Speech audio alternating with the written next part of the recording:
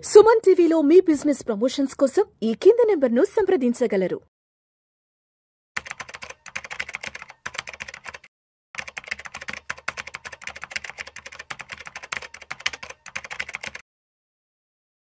Welcome to Vishnu talks. నేను విష్ణు. ప్రస్తుతంతో పాటు NIS and CRISIL certified wealth manager Revanth Chalamala ఉన్నారు. వారితో మాట్లాడదాం. నమస్తే రేవంత్. నమస్తే అండి. Revanth, welcome to Vishnu talks. Thank you sir. Revanth, ఇప్పుడు ఒక ఇల్లు కట్టుకోవడానికి కానీ ఇల్లు కొనుక్కోవడానికి కానీ ఎంత జీతం ఉంటే ఎంత హోమ్ లోన్ ఇస్తారో ఒక్కసారి డీటెయిల్ గా తెలియజేయగలరు? Okay sir. సో ఇక్కడ రెండు విషయాలు చెప్తాను. ఒకటి, అసలు బ్యాంక్ సైడ్ నుంచి ఎలిజిబిలిటీ క్రైటీరియా ఎలా ఉంటుంది అని, మనం ఫైనాన్షియల్ ఆస్పెక్ట్ లో కూడా మన ఎలిజిబిలిటీని మనం ఎలా నిర్ణయించుకోవాలి అని చెప్పి. బ్యాంక్ వాళ్ళు ఇచ్చినంత మనం చేయనవసరం లేదు, మనకు కూడా కొంత చూసుకోవాలి. కాబట్టి రెండింటిని విడదీసి చెప్తాను. ముందుగా బ్యాంక్ ఎలిజిబిలిటీ క్రైటీరియా గురించి మాట్లాడదాం.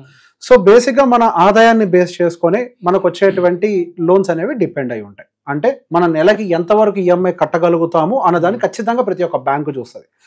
దానికి ఒక రెండు మెథడ్స్ యూజ్ చేసే ప్రయత్నం చేస్తుంది. ఒకటేమో EMI బై NMI, అంటే monthly EMI divided by net monthly income. Okay, దాన్ని డివైడ్ చేసి ఇంటూ 100 కొడితే ఒక నెంబర్ వస్తుంది అనమాట. సో బేసిక్ గా ఈ యొక్క నెంబర్ 50-55 దాటి ఉండకూడదు. అంటే సింపుల్, దాని అర్థమయ్యే భాషలో చెప్పాలి అని అంటే, మీరు కట్టేటువంటి EMI 50,000 ఉండి మీకు వచ్చేటువంటి శాలరీ 1,00,000 రూపాయలు ఉంది అని అంటే 50% of your salary is going for EMIs అని అర్థం. ఓకే, సో ఈ క్రైటీరియా ఒకటి దృష్టిలో పెట్టుకుంటారు. అసలు ఎగ్జిస్టింగ్ గా మీకు ఏమన్నా EMIs ఉన్నాయో లేదో చెక్ చేస్తారు. సో మీ శాలరీలో ఈ రేషియో ప్రకారం ఎంత పర్సెంటేజ్ ట్రిగ్గర్ అయింది, 20% ట్రిగ్గర్ అయిందా, 10% ట్రిగ్గర్ అయిందా, 0% ట్రిగ్గర్ అయిందా, అది చూస్తారు. సో నెక్స్ట్ బ్యాలెన్స్ ఎంత ఉందో చెక్ చేసి మీరు ఎంత EMI కట్టగలుగుతారో చూసి దానికి అనుకూలంగా ఫైనల్ లోన్ ఎలిజిబిలిటీ అమౌంట్ ని చెప్తారు. So there are 2 ways. ఒకటి, ఇప్పుడు మనకి 20 years ఖచ్చితంగా తీసుకోవాలి అని అనుకుంటే గనక ఒకవేళ ఎలిజిబిలిటీ ఎక్కువగా లేకపోతే తక్కువ అమౌంట్ ఇస్తానంటారు. లేదు, మీరు బ్యాంకులకు వెళ్ళినప్పుడు గమనిస్తే చెప్తారు, కావాలంటే మీరు టెన్యూర్ పెంచుకోండి, మీకు లోన్ అమౌంట్ ఎక్కువ వస్తుందని చెప్తారు. ఎందుకు? మనం కట్టేటువంటి EMI మీద డిపెండ్ అయి ఉంటుంది ఎగ్జిస్టింగ్ EMI. ఓకే, అది 50-55, అంటే మనకు వచ్చే జీతంలో 50-55% మించి హోమ్ లోన్ ఉండకూడదు, అంతకు మించి ఉండకూడదు.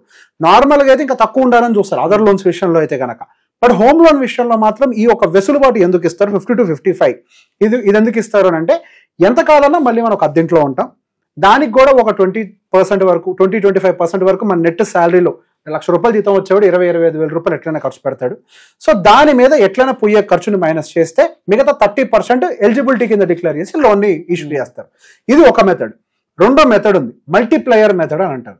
అంటే మనకు వచ్చే శాలరీని ఇంటూ 72 తోటి మల్టిప్లై చేస్తారు. ఇది ఒక మెథడ్.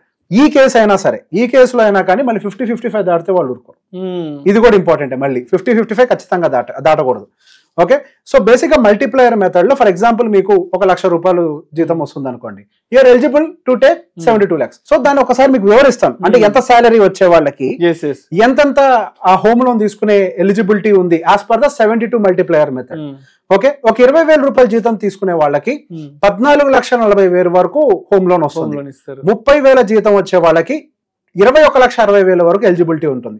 40,000 రూపాయలు శాలరీ ఉన్న వాళ్ళకి 28,80,000, 50,000 శాలరీ ఉన్న వాళ్ళకి 36 లక్షలు, 60,000 శాలరీ ఉన్న వాళ్ళకి 43,20,000, 70,000 శాలరీ ఉన్న వాళ్ళకి 50,40,000, 80,000 శాలరీ ఉన్న వాళ్ళకి 57,60,000, 90,000 శాలరీ ఉన్న వాళ్ళకి 64,80,000, 1,00,000 శాలరీ ఉన్న వాళ్ళకి 72 లక్షలు. Simple. It is a 72 multiplier method. ఈ రెండు మెథడ్స్ లో ఏదో ఒక method, but end of the day 50-55% ratio దాటకుండా మాత్రం వాళ్ళు ఖచ్చితంగా జాగ్రత్తలు అయితే తీసుకుంటారు. ఓకే, ఇప్పుడు మనకు హోమ్ లోన్ ఎలిజిబిలిటీ అనేది వస్తుంది. ఇక్కడ ఇంకొక క్రైటీరియా ఉంటుంది, ఎంత పర్సెంటేజ్ మనం డౌన్ పేమెంట్ కట్టాలి. సో బిలో 20 lakhs అయితే గనక ఒక లెక్క ఉంటుంది, అబౌవ్ 20 lakhs అయితే గనక ఒక లెక్క ఉంటుంది. సహజంగా again bank to bank vary అవుతుంది. PSU బ్యాంక్స్ ఒకలాగా ఆపరేట్ చేస్తాయి, ప్రైవేట్ బ్యాంక్స్ ఒకలాగా ఆపరేట్ చేస్తాయి.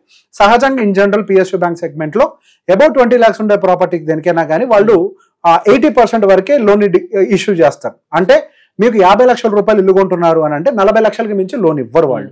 ఒకవేళ అదే మీ ఇల్లు కనుక కొంచెం తక్కువ అనుకోండి, 20 లక్షలు ఇప్పుడు ఇల్లు రావట్లేదు అనుకోండి, దానికైతే 90,000 సారీ 90% వరకు కూడా ఇవ్వడానికి ఇంట్రెస్ట్ చూపిస్తారు. So based on the property value also వాళ్ళు పెట్టిన లిమిట్స్ చాలా చిన్నవి. సో అప్ టు 80% వరకు మాత్రం మనకి ఎలిజిబిలిటీ ఉండే అవకాశాలు అయితే కనపడుతున్నాయి. సో ఇది ఈ బ్యాంక్ సైడ్ నుంచి చూసే ప్రక్రియ. ఓకే, బ్యాంక్ సైడ్ నుంచి మాత్రం మనకు క్లారిటీ ఉంది, మనకు వచ్చే శాలరీని బేస్ చేసుకొని మనకి ఇంత లోన్స్ వచ్చే అవకాశాలు ఉన్నాయి. సో ఇప్పుడు ఇది వస్తుంది కదా అని చెప్పి డైరెక్ట్ గా దిగాల. ఇప్పుడు ఇది మన పర్సనల్ యాంగిల్ నుంచి కూడా ఎవాల్యుయేట్ చేసే ప్రయత్నం చేయాలి. సో మన పర్సనల్ సైడ్ నుంచి మనం ఎప్పుడు ఈ లోన్ తీసుకోవాలన్న దాని గురించి మనం కొంత క్లారిటీ తెచ్చుకునే ప్రయత్నం చేయాలి. ఫర్ ఎగ్జాంపుల్, ఇప్పుడు మీకు ₹1,00,000 జీతం ఏదో వస్తుంది అనుకోండి, మీకు ఈఎంఐలు అది ఇది అంతా కలిపి ఇప్పుడు 72 లక్షలు అని అంటే 8% ఏదో తగ్గుతుంది. ఇప్పుడు ఆ తగ్గిన దాంతో ఒక ₹60,000 ఎంత ఈఎంఐ వస్తుందని అనుకుందాం ₹1,00,000 జీతంలో. ఆ ₹40,000 మీరు బతకడానికి సరిపోతుంది. మిగతా ఇతర ఖర్చులు అవి ఇవి మీరు బతకడానికి సరిపోతుంది. కంఫర్టబుల్ గా అనిపిస్తుంది అంతా. అరే మనకు వచ్చే జీతం ఈఎంఐకి పోతుంది, మనం రెంట్ కట్టే పని లేదు, ప్రాపర్టీ మనకు సొంతం అవుతుంది, అన్ని పోను మనకి ఖర్చులకు కూడా డబ్బులు మిగులుతున్నాయి, సో అంత ప్రాబ్లం లేదు, well fit and fine financially అని చెప్పి దిగిపోతాం. ఇక్కడే అసలు సమస్యలన్నీ ఎంటర్ అయిపోతాయి. రీసెంట్ గా ఒక పెద్ద మనిషి నా దగ్గరకు వచ్చి, ఒక సీనియర్ ఐటీ ప్రొఫెషనల్ నా దగ్గరకు వచ్చి ఒక మాట అన్నారు. రేవంత్, నేను వచ్చి 45 ఏళ్ళకి నేను చూస్తూ ఉంటే నా వెనకాల ఏముంది అని అంటే ఒక ఈఎంఐ లేని ఇల్లు, ఒక ఈఎంఐ లేని కారు ఉంది. రేపు నన్ను ఉద్యోగాన్ని తీసేస్తే ఎట్లా బతకాలని నాకు తెలియట్లేదు. ఇది చాలా మంది ప్రాబ్లం. నేను చాలా మంది ఐటీ ప్రొఫెషనల్స్ జూనియర్స్ తో మాట్లాడేటప్పుడు కూడా అదే అంటారు. అవును సార్, లంచ్ లో కూర్చొని మాట్లాడేటప్పుడు కూడా వాళ్ళు అదే అంటూ ఉంటారు. మా పిల్లలు ఆల్రెడీ 10th క్లాస్కి వచ్చేసారు, హైయర్ స్టడీస్ కి డబ్బులు లేవు, రిటైర్మెంట్ కి అసలు ప్లాన్ లేదు, ఏముంది అని అంటే వెనకాల ఒక ఈఎంఐ లేని. సేమ్ ఇదే డైలాగ్ కనబడుతుంది. ఎందుకు జరిగింది ఇదంతా అంటే ఎలిజిబిలిటీ ఉందని లోన్ తీసేసుకున్నాం కాబట్టి. ఓకే, ఇక్కడ మనం బ్యాంక్ సైడ్ ఎలిజిబిలిటీతో పాటుగా మన పర్సనల్ లైఫ్ రిక్వైర్మెంట్ ఎలిజిబిలిటీస్ కూడా మనం చెక్ చేయాలి. సో ఈ పర్సనల్ లైఫ్ ఎలిజిబిలిటీస్ ఏంటి? సింపుల్. ఫస్ట్ మన పిల్లలకి సంబంధించినటువంటి, సో ఒక పిల్లలు కూడా పక్కన పెట్టండి, ఫస్ట్ ఒక ఆర్డర్ రాసుకుందాం. ఆర్డర్ ఏంటి?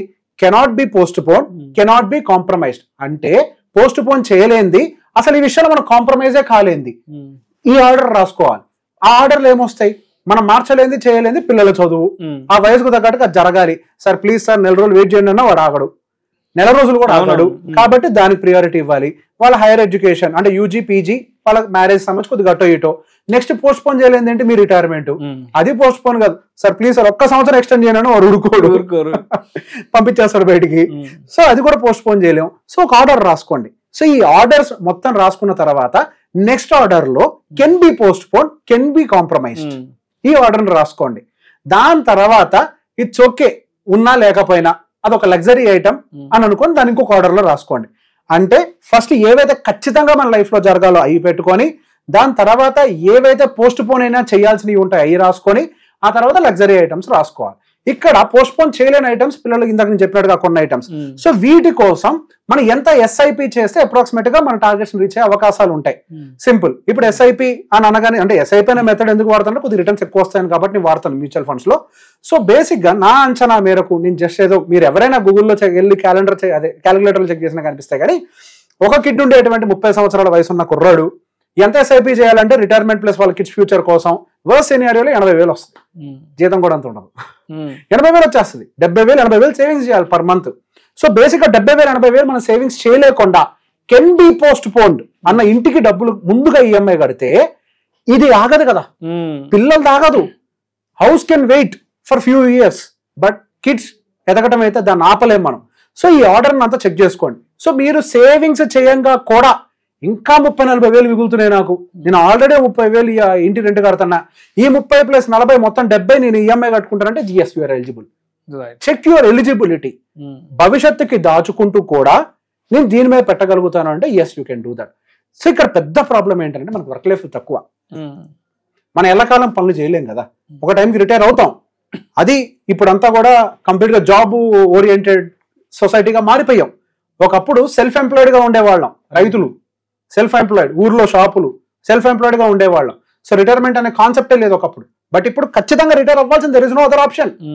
ఇప్పుడు ఒక కిరాణా కొట్టు ఉండొచ్చు మీ పేరెంట్స్ కి, రేపు మీరైతే అదే కొట్టు నడపలేరు కదా, మీ ప్రొఫెషన్ దాటిపోయింది, మీరు దాటేసి వచ్చారు, ఆ ఫ్యామిలీ బిజినెస్ మీరు చేయలేరు. సో బేసిక్ ఆల్రెడీ కొన్ని మార్పులు జరిగాయి కాబట్టి మన social and cultural and economical system లో దానికి అనుకూలంగా ఒక ఆర్డర్ రాసుకొని then go for home loan. Right. Thank you so much Revanth. Most welcome.